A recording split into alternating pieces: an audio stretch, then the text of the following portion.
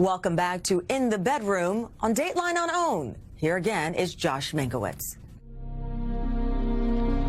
I could see his body laying on the floor. I went around the back. And Okay, ma'am, calm down. Calm down. A frantic 911 call broke the silence of a quiet April evening, summoning police to this house in Ahwatukee, a prosperous pocket of Greater Phoenix. We got the call that there was a homicide in Ahwatukee.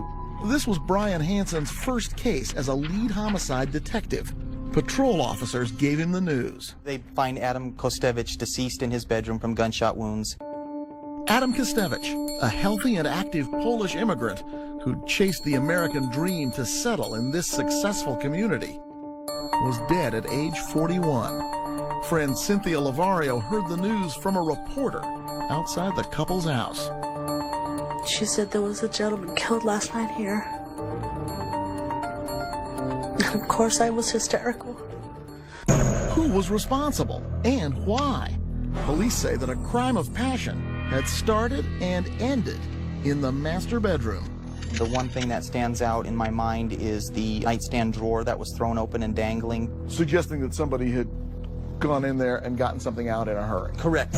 Police found multiple bullet holes in the bedroom wall, holes that told a story. They start high in the wall and they travel towards the door and then lower. What it looks like to me is that Adam was attempting to run out of the bedroom and towards the open door and was struck. Had someone else run from the scene too? Adam's wife Grace was nowhere to be found. But there was another woman on the scene who seemed to know an awful lot about what was going on. I know how salacious and fun and sexy this story is. Right. Her name is Virginia McIntyre. She also goes by Jen or Jenny, and she certainly had a story to tell. Detective Hansen talked to her the night of Adam's murder, and later in this videotaped interview. Jen told the detective that she and Adam met on a website designed specifically for married people looking to have affairs. Jen was married as well, but she'd managed to get away from her husband enough times to spend a few nights with Adam in a succession of hotel rooms. And that Saturday when Adam died, she said, they had decided they were both leaving their spouses for good. This was a, pull the trigger event for a life event. An odd choice of words? Maybe.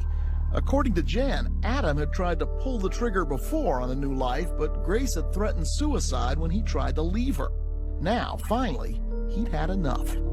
He was leaving and he wasn't going back. At least some of Jen's story of what happened the morning of the murder did seem to match the one Grace had told her friend Cynthia. Jen had called Adam's home early in the morning, and he'd met up with her at this McDonald's parking lot. They had spent the day together. She said Adam called it the first day of the rest of their lives. He said, all my friends will know tomorrow. I want you to meet everybody. The plan, said Jen, was that Adam would go home to retrieve his clothes at about 6:30 p.m., and he'd meet her back at this hotel.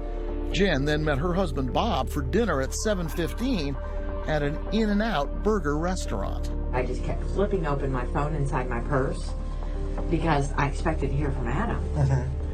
And, I was a little antsy, about it. But, Jen told the detective, she couldn't find the heart to tell Bob she was leaving him.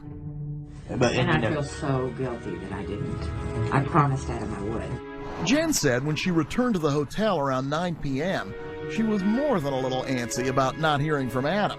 She kept calling his cell phone, but he didn't pick up. Jen said she was nervous.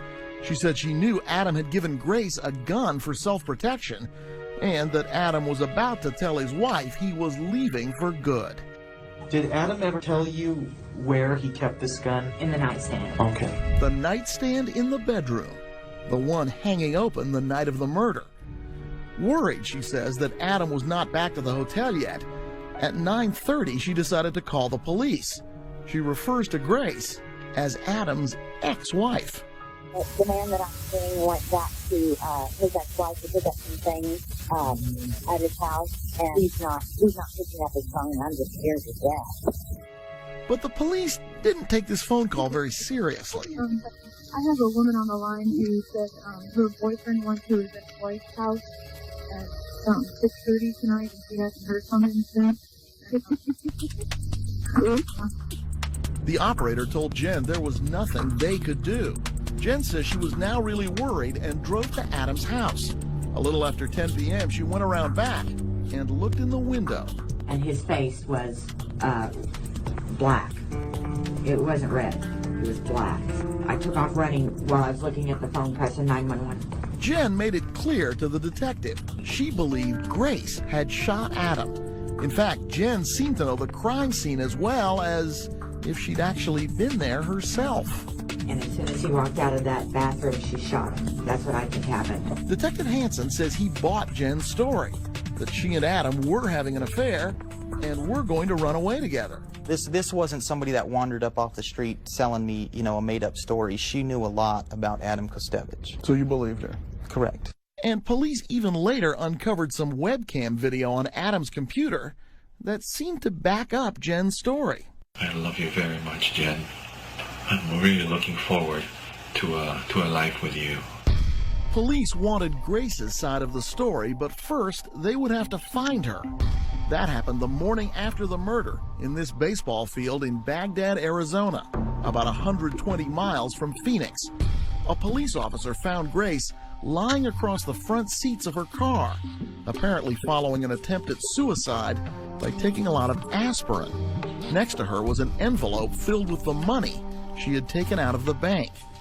Police did not find a murder weapon in Grace's car or at the crime scene, but they did learn that Adam had been killed with a .38 caliber slug and that he owned a .38 caliber revolver that was missing from his collection. You think that .38 was in the nightstand drawer, and you think that's the gun that was used to kill Adam? Yeah, certainly fits. Grace was taken to the hospital where she spoke with a social worker. She said that when Adam came home, that there was yelling and that there was hitting and shoving.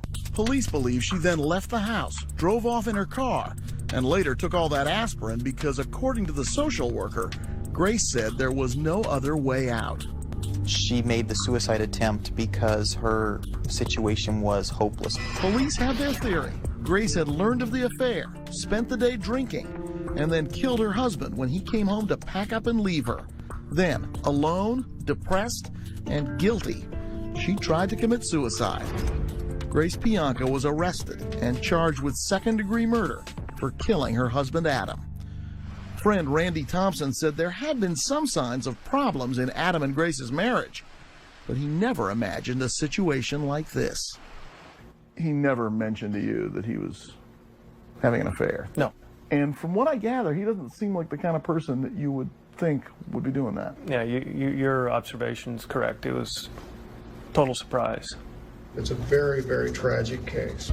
Grace Pianka was tried in this Phoenix courtroom in August of 2008, but it was a tough case for the jury. There was no gun, no DNA evidence, no witness to the murder. In the end, the jury couldn't reach a verdict. 6 months later, Grace would be retried in front of brand new jurors, and they would hear a stunning theory of the murder, of who pulled the trigger and why. Coming up, pointing the finger at the other woman. She's the mistress. And so you got to think that the mistress can be just as much a likely suspect as the wife. When in the Bedroom continues.